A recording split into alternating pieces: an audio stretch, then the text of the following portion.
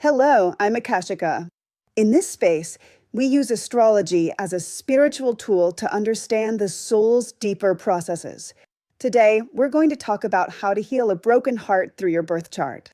Not from theory, but from what truly moves when something ends: connections, old wounds, karmic lessons, and emotional mirrors. Often, when someone leaves, emotions arise that go back much further: feelings of abandonment, of not being enough, of having given everything and still not being chosen.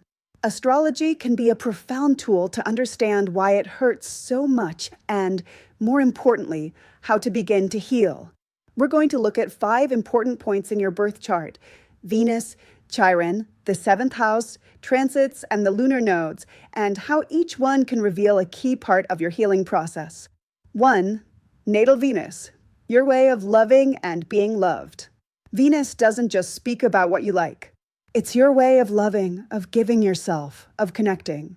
The sign your Venus is in shows your love language, and the house it's in points to the area of your life where you seek pleasure, beauty, and affection. For example, a Venus in Cancer needs emotional security, closeness, daily gestures. A breakup for someone with this Venus can feel like losing a home. On the other hand, a Venus in Aries experiences love as an adventure. When something ends, what hurts most is not the loss of the other, but the sense that the spark, desire, and shared action are gone. When you heal your Venus, you give yourself permission to love from a more conscious place, not giving from lack, but from the freedom to be who you truly are. 2. Chiron, the sacred wound that bleeds again. Chiron is one of the most powerful keys to understanding why certain situations hurt so deeply.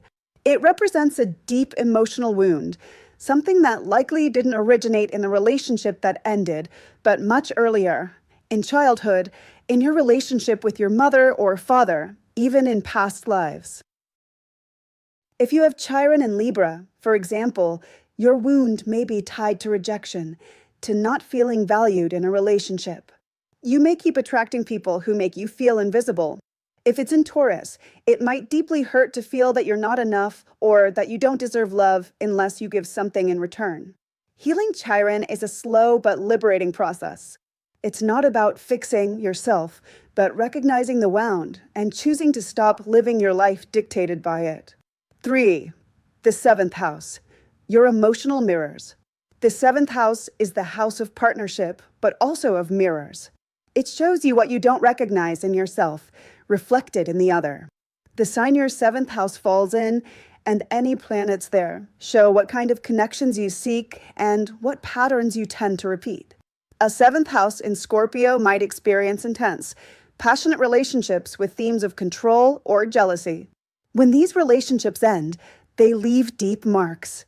A 7th house in Gemini may go through more frequent breakups, but what hurts most is the lack of clarity, the feeling that everything was said and yet none of it felt real. Looking at your 7th house with honesty is the beginning of seeing which parts of yourself you're projecting into your relationships. Because no one enters your life by chance, each person comes to show you something you hadn't yet seen. 4. Transits, the sky that accompanies your process. When a relationship ends, there are often major transits activating your chart. Saturn might be touching your Venus or your 7th house, inviting you to mature and let go of a relationship that no longer had roots. Uranus may bring an unexpected breakup, but one that's necessary for your freedom. Pluto might sweep away a relationship to transform you from the ashes. 5. The lunar nodes, love and karma. The North and South nodes speak of your soul's journey. The South node represents what you already know: comfort zones, repeated patterns, karmic connections. The North node, on the other hand, pushes you toward the new, toward what you came here to learn. Understanding transits helps you place your pain in context, not as an excuse, but as a map. If Saturn is activating your moon, it's normal to feel lonelier or more emotionally challenged.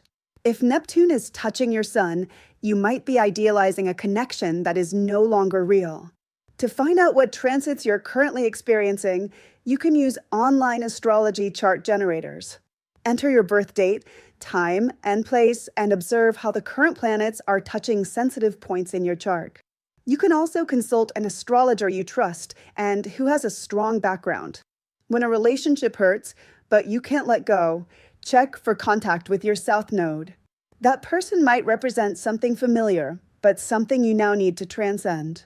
Karmic love isn't always meant to stay. Often, it's meant to awaken you. Healing your heart with astrology is about recognizing yourself in your own story. It's not just about understanding what happened, but also about understanding what you came here to learn through love. Because love, even the love that leaves, plants seeds of evolution. A breakup is not an end. It is a portal, and your birth chart can be the guide to walk through it with more awareness, more compassion, and more self-love. Ritual for closing cycles through Venus and Chiron. Before starting, find a moment when you can be alone. No interruptions. With your heart open, even if it's hurting. You will need a candle, preferably pink or white, paper and pen, a small mirror, an object that represents love for you, a stone, a dried flower, a ring, a letter. Something safe to burn the paper with, a bowl or a pot. Step 1. Invocation. Light the candle and place it in front of the mirror. Look into your eyes and say out loud, "Today I allow myself to see the love that still lives within me, even though the other is no longer here." I'm not here to forget. I'm here to let go. Step 2. Letter to your wounded Venus. Write a letter to your natal Venus. Speak from the heart. Tell her what hurts, what you learned, what you wish had been different. Address her as if she were a living part of you. You can begin with, "Dear Venus in, your sign, I know you're hurting," and start to pour your heart out. Step 3. Chiron's acknowledgement. On a separate piece of paper, write the sentence, "This wound did not begin with this person. I recognize it comes from further back, and today I choose to stop carrying it alone." Then, next to it, write what you feel that deep wound is: rejection, abandonment, not feeling enough, etc. Step 4. Symbolic burning. Fold both papers and burn them carefully, one by one. As they burn, imagine that energy being released and transformed. You may quietly say, "I honor you. I let you go. I free myself." Step 5. Closing in front of the mirror. Look at yourself again. Touch your chest and say, "The love I gave was not in vain. It was a sacred act. And it will return to me more conscious, more free, more true." Keep the object you used as your symbol of love in a special place, not as a reminder of the other person, but of your own process.